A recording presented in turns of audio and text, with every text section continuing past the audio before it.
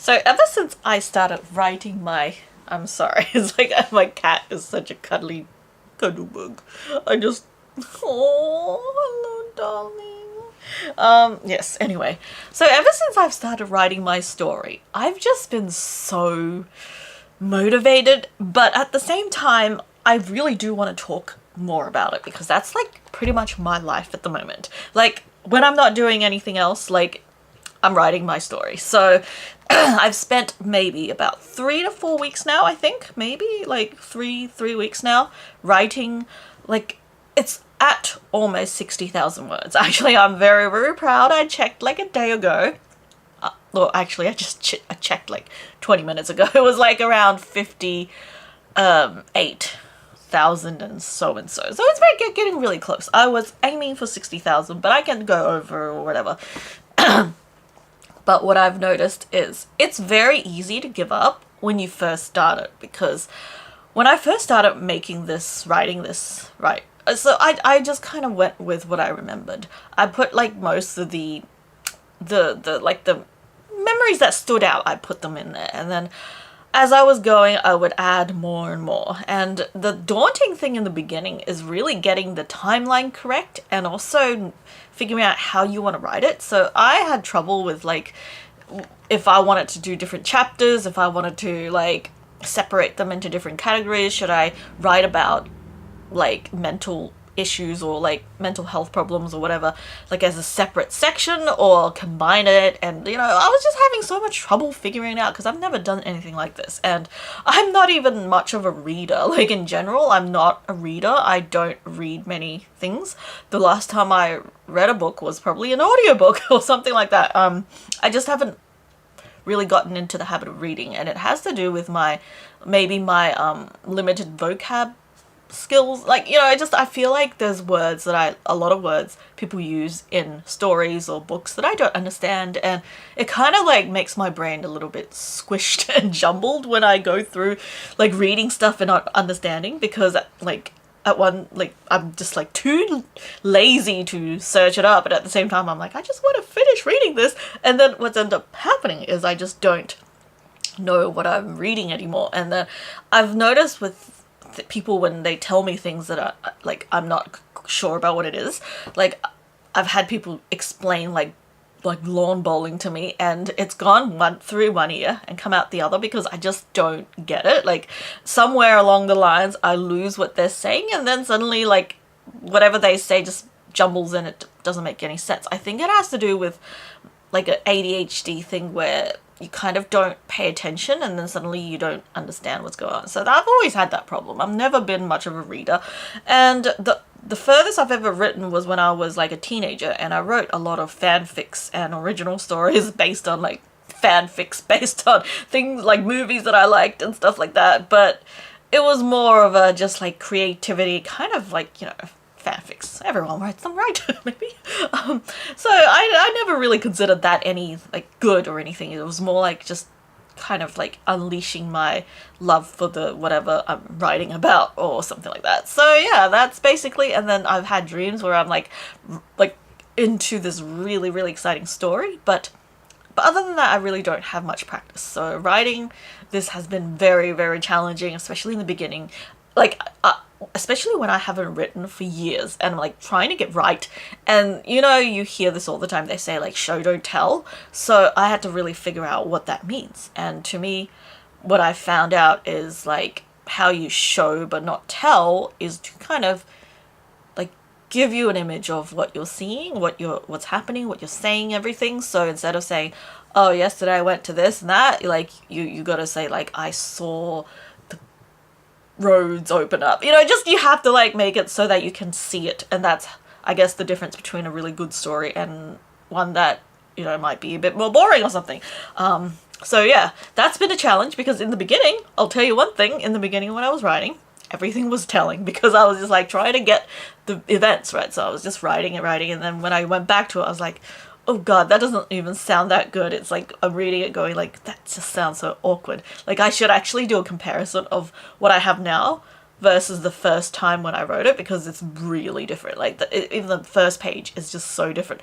The first one was like, oh, describing the situation, and now it's more like it's almost like a scene in a movie where you can kind of see it like happening. So that's, I'm really proud of how far I've come, although I do reread it many times. I think I read it like 5 or 6 times every day, like, well, just different parts, not all the same parts and not all together. Like I don't read the full thing 3 to 8 times, otherwise I'm going to like lose my mind.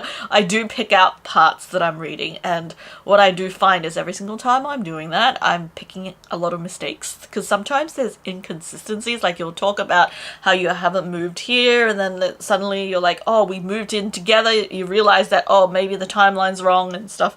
So that's something that I've really had to figure out, is the timeline, because you know, it's like when you're trying to write from memory, it's very different from when you're trying to write a fiction where you can like just make up stuff. Memory, it's like, okay, you have to write like according to what you remember. It's like, because there was like a time where I remember there was like a roller coaster in the mall and stuff, and I was trying to write that, and I was like trying to figure out which year it was, because I wrote it in the year that was already shut down, and then I had to change it. So it's a little bit of a, you know, challenge to do that. So anyway, that's just timeline. So it's, I've noticed that in the beginning it's very hard, because you're looking at all the stuff you have to do, right? You're at like maybe 2,000 words or 6,000 words, and you're like, oh god, I still have to write 59,000. Actually, I can't even do math. It's like whatever number that you're going for, you're thinking like, oh god, I've only done 4,000 words. How am I gonna like ever complete it? And that's, I think that's the time where it's easy to give up, because you're like, it's like just too hard. Maybe I just won't bother.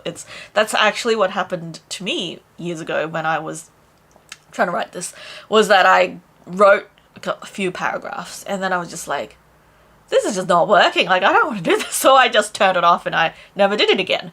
But now it's like I've put myself through this time. So it's like I forced myself not to give up during the time that I really wanted to. So now I'm at the end part section right now. Not end section, but end. I feel like I've reached the more of the end now, where I'm actually just like really fixing things up and trying to polish it and make it sound nice, and also adding little bits and pieces that I remember, or taking things out. And a lot of times you'll find that I do a lot of redundant sentences, which is really like, it sounds, when you're writing it sounds really cool, but when you're reading it back you're like, wait a minute, I just said that, like this, like the button wasn't pressed properly. Why am I saying it again? So it's like, oh, okay, I have to delete, and you'll realize that those kind of mistakes happen a lot. That's what I found anyway.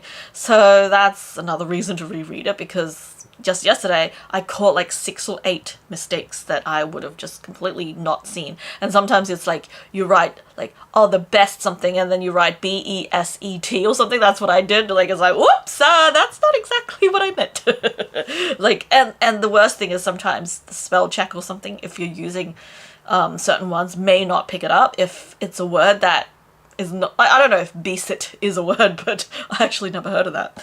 But I just never picked it up before. So yesterday was the first time I saw that. I was like, oh god.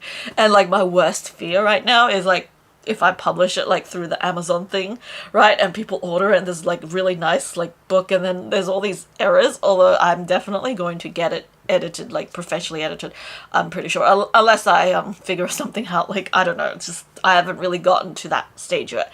But right now what I'm going to do is I want to make an audiobook version first. So that's going to be done. But what's going to happen, I know is going to happen, is that the audiobook version will probably be slightly different from the written version, just because it's like, you know, when you say it, it could just be different, and I don't know, just it's not going to be exactly the same as the written version, but it'll be very similar. You know, it'll just be like a few sentences difference, or I don't know, just whatever it is, but it's not going to be exactly the same, because I'll probably have like, especially because when you say something it sounds different from when you speak. So anyway, I'm looking forward to that. I'm saving a lot of money for that, because that does cost a lot to get it narrated professionally, and I'm doing my best at the moment. That's like been my #1 goal right now, is to save money, and I never realized that I'm able to save so much money. It's actually pretty cool. Like, seriously, I went out today, and usually like I like to eat something, right? So today I just like ate something small and got all the shopping for the day, food stuff. That's basically what I get these days. I don't really get anything else at the moment. Although I did get a mug the other day, which was really nice. It was just a really beautiful mug, and it was $7. I was like, nah, stuff it, I'm buying it. But I haven't got anything big or anything like that in a long time, because usually I'm all like on eBay trying to buy tech, you know, or machines or something like that, or going to op shops, just buy random shit. Like, that's what I always do, buy dumb shit. Like, if there's like one thing I do a lot is like what Gary Vee says, stop buying dumb shit. And that's what I'm always doing, buying dumb shit. It really pisses me off that I do that, but I can't help myself. But with this goal, when I think about how much I want this happen, I'm like, okay, I can't buy this. I'm not, because every dollar counts, and I'm like throwing it all in the savings at the moment. So that's really cool. I cannot believe how fast I've been able to save. And it's like, I did a calculation. If I can save a certain amount each fortnight, I could like get really, really, really good with the saving in a year or two. Like, it's unbelievable. Like, I wouldn't have never thought that was possible, because I just didn't really have the motivation to save. It's like, I feel like when it comes to saving, for me at least, I always have this urge to spend money because it feels good, right?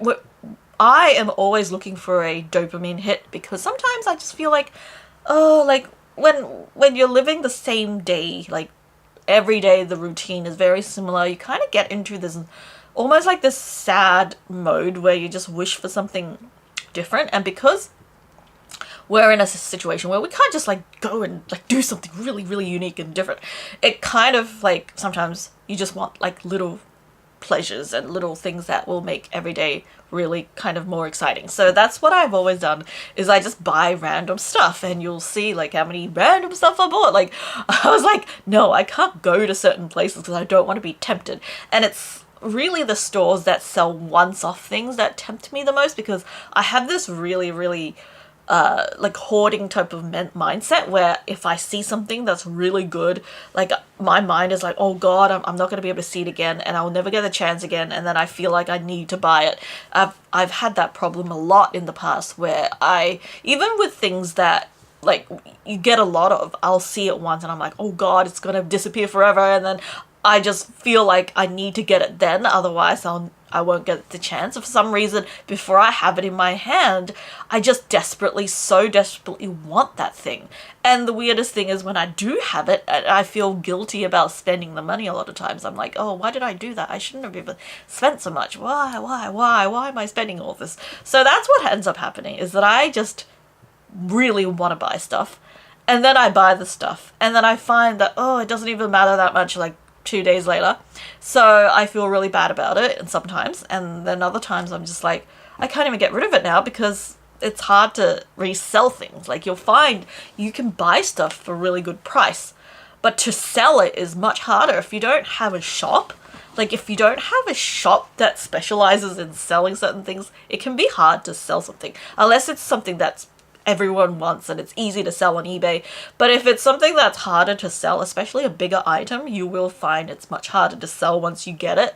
And I've had that problem a lot, where I'm like, kind of almost like regret that I bought this, and then I was like, oh damn it, I can't sell it now. I did this with like baby photography props for a long time, because I went through a period of feeling guilty that I didn't get enough photos of Lucas when he was a newborn. So for some reason, I took the guilt into, oh, I'm just going to buy a bunch of photography props. And I ended up spending like $15,000. It was really bad. I spent so much. I was hoping for this, like, to do photography as a job or something. And then only to realize that, oh God, like, I didn't enjoy it that much. It's like, I don't like, I didn't enjoy it because I was such a perfectionist, and I was like, oh god, like I can't rest if I don't get the perfect shot and everything. It just stressed me out so much, especially because back then Lucas was still a baby and it was much harder to like just take out a chunk of time to do that. So I had a lot of trouble, and I felt so like I think it was because I was going through a lot of like depression during that time. I just really wanted to buy stuff. Buying stuff like the only thing that made me feel good for a little bit. So that has more to do, like the depression thing is like a separate story. It's kind of like caused a lot by different hormones and also like loss, and it just like sometimes just happens all together and then you just feel like the world is crumbling. That's what I've discovered. So, and when I go through that, it's easy to overspend because you kind of just want to feel better, and then you'll find that sometimes spending a bit of money makes you feel excited for a moment, and that you'll just hold on to that. So that's what I did years ago. And why did I even get onto, oh yeah, saving money. So now I'm actually really trying to save money. I'm gonna see how I go. It's like if I know I can save it like next week, next year, if I can save to the amount that I really aim for, then I know, okay, I can save if I really want to. It's just like whether I want to or not. Like that's also a thing that I go through a lot of times, is that a lot of times it's something like I know I can do. I know I have the skills. I know I have the ability. It's whether I want to or not. And I feel like a lot of times Lucas has this issue as well, where it's just the motivation. It's like if I don't have the motivation, it's so hard for me to do even the simplest task. It's like usually I feel like most people have some kind of discipline where if they're not that motivated, they can still kind of push themselves to do it. If it's like that unenjoyable, they can still do it. They might not like it, they might put it off for a bit, but they still do it. For me, I get this extreme demotivated state that I just can't bring myself to do it at all. I've tried in the past, and that's probably why when I quit something, like when I change interest, I just kind of completely get off it. It's not that I don't know, it's like sometimes it's because certain stresses might cause it. Other times it's I found something more exciting to do, but I can't like get back to it even if I force myself. Even though at one stage that was everything I ever wanted to do in a day. Like from months ago, like this happens. It always happens in like a cycle. Like I'll go through where I want to draw and lots of like drawing on the iPad, and then I'd be like, screw that, I can't think of ideas, and I move on to gardening, and I'm like buying every plant there is in the universe, and then when I'm over that because it's too hot, and then I'm just like, oh, now I have to like do something else, and then do it. It just keeps going. Like the cycle continues and it keeps going, and that's the problem that I have, because I seem to not be able to control my motivation. Like I just want to be able to concentrate on things equally, or at least be motivated to do the stuff that I used to want to do but I don't now. So that's the problem I've always had, is the motivation. But right now the story is coming to the end. It's actually really coming to the end, and I'm finding that I'm spending more time rereading it and looking through it, trying to find any mistakes, trying to find if I've got any inconsistencies. I'm going through it every day, and that's really cool because every single time it's like this really excited feeling. Like I notice I really get excited once I edit it. Like I do some edits, because what I'll do is I'll read it when I'm not on the computer, and I'll make a bunch of notes on my notepad, and then I'll go to the computer when I can, and I'll make those edits. And suddenly I have this like new document that I'm like ultra proud of. I'm like, oh yes, this new document is bigger and better. Now let's hope that doesn't happen after I publish it, because that would really suck if I find more mistakes to fix after it's published, because that's my worst fear, is like, oh god, when do you realize it's time? Because what if I'm always worried about like, oh, I might just find another mistake, because that's what I see happening. Because right now every time I read it I seem to pick up another few mistakes. Like when will I feel it's good enough for me to publish it? That's the problem. And I've had that problem with art as well, where I keep looking at the piece of art and it's like it doesn't happen with anyone else's art. For some reason it's only my own. And it's like only my own writing, only my own art, only my own work that happens. Luckily it doesn't really happen with videos, because if it does I'll be doomed, because then I'd be like re-uploading my videos 80,000 times. But it's basically, I'll finish a piece of art and then I'm all like ready to, do something. I'll send it to myself, and then suddenly I look at it and I'm like, oh, there's something I could change. There's something that I didn't do as well as I like to. And then I just end up editing it and changing it, and then that's probably why I haven't felt ready to even print out any of my artwork, because I really thought like some of my artwork does feel like they can be prints, like I could try to sell them or something, but I haven't done that. And it's because I keep looking at it feeling like, oh, that might be there's something I could change, or like it's not perfect and everything. I just have this like perfection like mindset towards it, and that's just not good as an artist or as a writer if you're like forever just trying to think like this is not good enough, you have to make it better. Like I guess I can always do a first edition or a second edition. Maybe that would help, because I definitely don't want to just like keep putting it off. But anyway, what I will do is get like some kind of editor for the physical version, so that it's not going to be like, oh, it's going to suck, like the grammar is going to be wrong, because that's like my worst nightmare. Sometimes I'll be reading like thinking like, oh god, what if like I make a really obvious error like right there and people will be able to see it? That would just look so bad. Oh jeez. So anyway, but I'm going to definitely do a lot more edits. I do plan on reading it over a lot of times, and it's amazing how many times I've been able to improve it by reading it a lot of times, because it's really weird that the first time when I write so poorly, and then it sounds good during the time I'm writing. I find that when I'm writing it, it sounds nice. It's like all good, like everything's cool. But I go back to it in like an hour or two to reread it, and I'm like, what the fuck is this? Like, why did I write this so poorly? It's like, what is going on? Why can I not write? This is what I'm thinking of when I'm reading over what I've written. And I have to like try to rewrite the whole section sometimes, because I'm just like, that just doesn't sound good. So I have to rewrite the whole section. Other times I'm like changing words around, because for some reason when you're first reading over it, no matter how many times you think you read it well and it sounds good, when you reread it later, it's always going to sound worse or something. That just happens to me.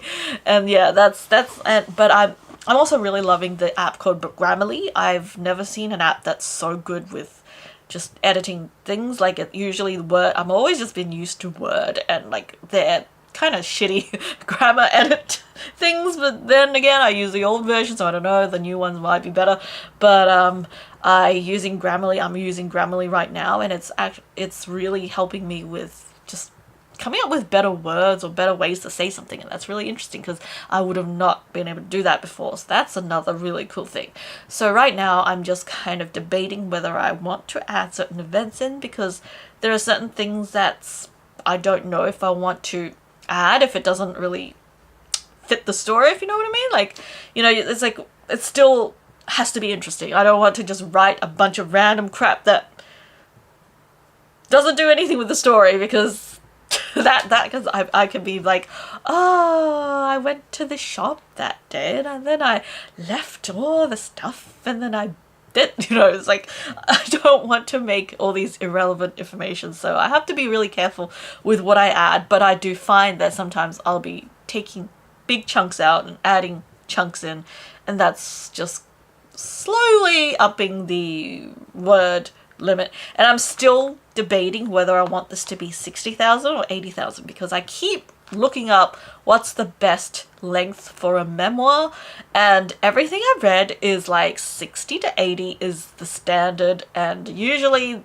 it's like more leaning towards in the middle of that. So I have to think about like, what am I gonna add if I want to add another 10,000 words? Like, I don't want to just bullshit, you know. It's like, I don't want to just bullshit. I want to be able to make it very interesting or valuable. That's, I guess, what it is. It's like, and it's really cool because when I read through this story, and it's like reading over my life, and even though there are parts of it that can be a little bit difficult to read through, but it almost feels like I'm a character. And that's one thing I've noticed, is I'm almost seeing myself or my younger self as like a different person, and it almost gives me more of a compassion towards this character, or me, I should say. It's me, but it feels like a character because I'm writing it in a way that you would read about a character. And that's something that I feel like if you have low self-esteem, you've always like disliked yourself, and if you deal with core shame or any kind of like shame where you just feel like there's something wrong with you, I urge you to try to write your story, like maybe of the traumas and stuff, just write it as a story. like write it in a story format and see yourself as the character, because you'll start to notice, like you'll start feeling compassion for this character. It's like you just can imagine this character as someone else. Like if it was any other character that you're reading a novel on, you'd probably feel a lot of compassion for this character. But because it's you just end up feeling negative towards yourself because of just the way that maybe you were raised or the way things happen. It's just like your mind is just always negative about yourself. And that's a powerful thing I found with writing, is like, at least with writing my own story, is that I'm really starting to look at this, when I'm reading it over and over, I'm starting to look at this person as a character, and it's different, and I feel like there's compassion towards her. I feel like it's almost like I'm reading about someone else, and it's really interesting because it's kind of like what I always say: if you always hate yourself, it's important to put yourself out of your body. Kind of, that doesn't even make any sense, but what I mean is you have to really step out of yourself and see yourself as a different person. To me, that works the best with dealing with just shame and all sorts of negative feelings towards yourself, is that you have to like see yourself from a different point of view. You have to see yourself almost like you have to like step out and look at you as a different person. That works a lot for me, because I find that sometimes I treat myself in a really, really horrible way that I don't with other people. Like I'll be so critical about certain things about myself, but I'm not like that with other people. So that is, I have to like think, okay, if it was someone else, how would I treat them? Like, so I have to think of that. So writing it is almost like a physical copy of that, so that I really do think if you suffer from that, it's a thing that you can consider writing your own story in a way that is like almost like how you would read any other story or a book or watching a movie. Just imagine that, and then you'll start feeling differently, maybe. I hope, because that works for me. It might not work for everyone, but at least, you know, it's always important to try everything, because I'm all about helping people, helping you find the self-esteem that you deserve. Because to me, like, I feel like everyone deserves to love themselves. Everyone should feel like they're worthy and they have really great things to offer. Like, I feel like the moment we start to feel like we're just shit and we're worthless and everything is when all the problems happen. You'll feel jealous, you'll feel all these negative things, and that's going to cause so much problems. The moment you start to hate yourself is the moment where I feel like everything becomes a problem, and you have to work through so many things to overcome that.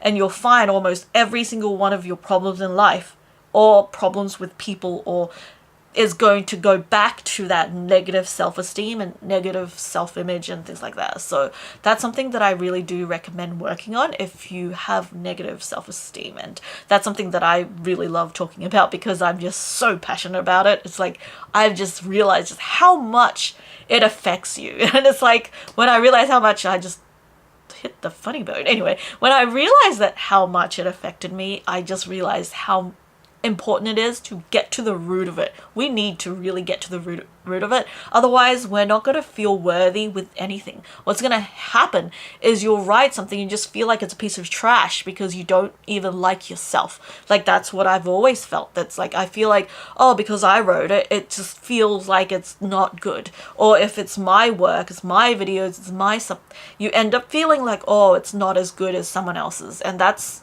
like such a bad what do you call it, frame of mind to be in, because you just won't be able to ever feel comfortable doing things if you feel so good. That's good.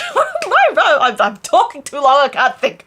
If you feel so negative about yourself, it's going to be very difficult for you to just be able to get anything done. So that's something that I urge you to really try to work on, if that's something that you feel like you need to, because it is just so important. You'll never realize how almost everything that you don't want to do is due to probably fear rather than that you don't know how, because I guarantee you everything is a Google search away, but we don't want to because we're scared of some kind of thing. That's just how I've noticed things. Been talking for a while. Something I really, really love also about writing my own story is I feel like I can gather, because I'm always been the gatherer. I'm like, oh, I got to get everything together. I'm like so like hoarding in nature. That's probably why I have one channel to put everything on it, because I just cannot handle the idea of having it scattered. Like I need everything together, and writing my story has given me this ultimate like thing that I'm gathering. Is basically all my life experiences, all the funny things that's happened, all the important things, all the important people, and also just like memorable moments, and pretty much everyone that's really made some kind of impact is in there. And also all my life lessons, all the philosophies that I've discovered, all the things that I've discovered that helped me.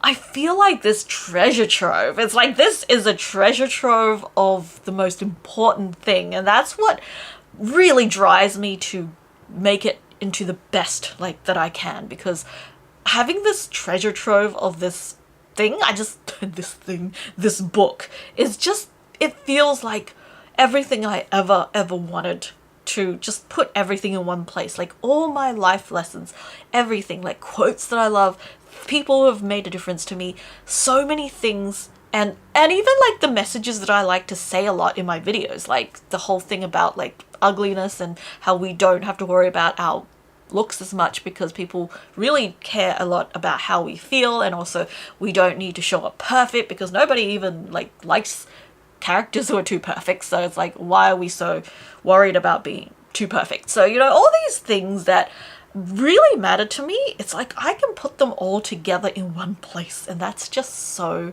freaking exciting. Of course there might be like volumes in the future, I don't know, like I haven't really thought that far ahead, but right now everything's in like this one like snug little story, and I just feel so happy. It's like it's motivating me. So I know if you're really thinking about writing something like your own life story or something like that, and you're very overwhelmed by it, just maybe even do a little at a time. Like you don't have to get it done, but also I find that once I really make the decision that, hey, this is something I want to do and I'm going to do it, and I start doing it and I work on it non-stop, that is how I do my work the best. Like I don't like to do it so slowly, like over like a long period of time. I like to just get in there and get it done. Like that's, but I will, you know, spend time working on it in the future, just, you know, just reading over it. But it's more like when I run a writer, I just want to write it all in one go, and that's like, it's really cool because you'll just find that there's so many little nuggets that you can add to your story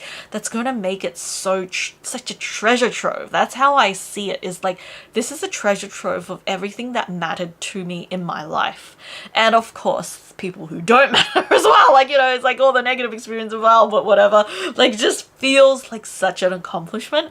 And to me, I don't think I've ever felt so accomplished doing something. Like, okay, like my channel, I do feel very accomplished with what I've been able to create and everything like that. I just feel so happy with how far I've come with overcoming my fears, and that's really accomplishing. But writing this is like so freaking amazing. I've never felt so accomplished, just because I'm really trying so hard to put so much important stuff, things that are important to me, in this book, and that's just so exciting. So that's keeping me just really motivated right now. I have not felt the need to slow down or quit at all, because sometimes I notice that I've always heard, like, something that I always get told is it's easy to start, you start a story and then you can't finish it, right? That's like the problem, is like finishing it is hard, because maybe you get to a certain point and just like, oh, I don't know what to write anymore, or I'm just too tired or whatever. Like it just, like, your motivation wanes, and then maybe you just give up.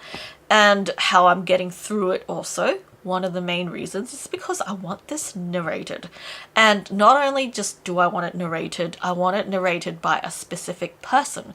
And I'm saving up for it, and I'm really excited because that is driving me so much to get this done. It's like I just can see it happening. I'm just really, really, really, really excited for that. And that's just maybe like 90% of what got me to even start it in the first place. So I'm really excited for that, and I can't wait till I can maybe even share more about that in time when I can save up the money. And I'm doing very well. I even sold something on eBay the other day. Like, I couldn't believe I did that. Like, I was putting off selling on eBay for the longest time because it revolved so much just work. Like, you know, it's like when you don't do something, selling on eBay just feels like it's so hard, even though it's not that hard. It's really just your mind saying, oh, I'm not too sure how to do it.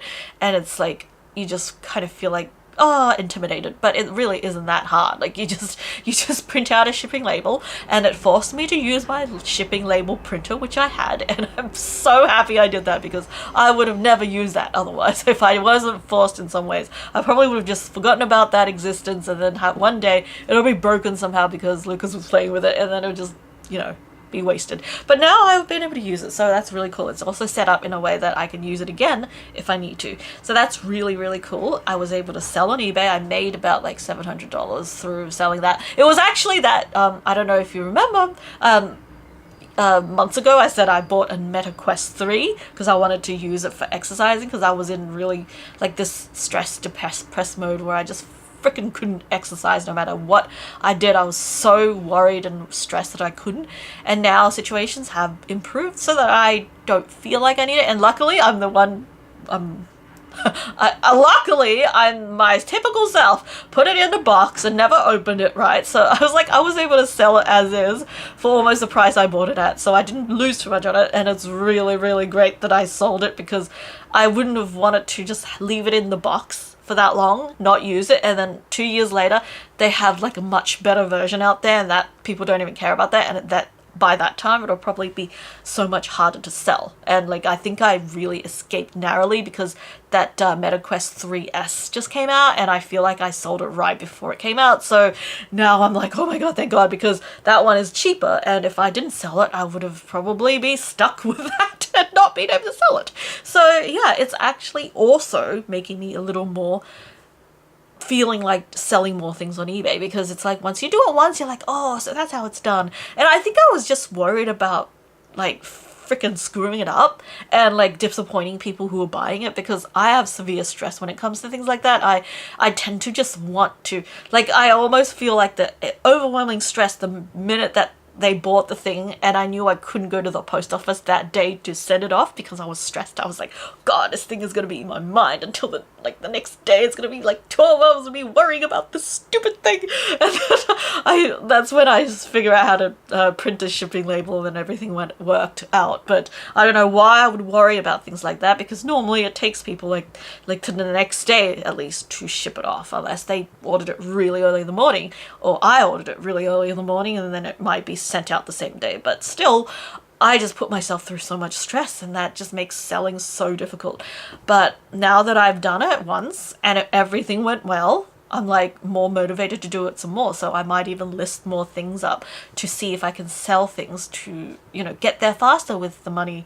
So that's really exciting, and it's not something I would have thought I was capable of if I wasn't forced to do it. And sometimes you really need to have a big reason to do it. Like sometimes, like, you'll just feel so scared of doing something that you're not motivated to do it unless it's like you say, yes, I have to do this. Because of this, I need to do it now. And then you just kind of almost like, okay, it's kind of like that Mel Robbins. I don't know if you've ever heard of her. She is really good with talking about motivation. She has this thing where it's all 5, 4, 3, 2, 1, right? She says, like, you count there and you get up and you don't even think. That's basically what it is. You just go, I'm gonna do this, and I'm not even gonna think. I'm not gonna talk myself out of it, and you just do it. And that's how it works. It works so well. And that's why it really works when you know, okay, I made the decision, I'm gonna do this, and I'm gonna do it no matter what, because you'll find that it's harder to give yourself excuses.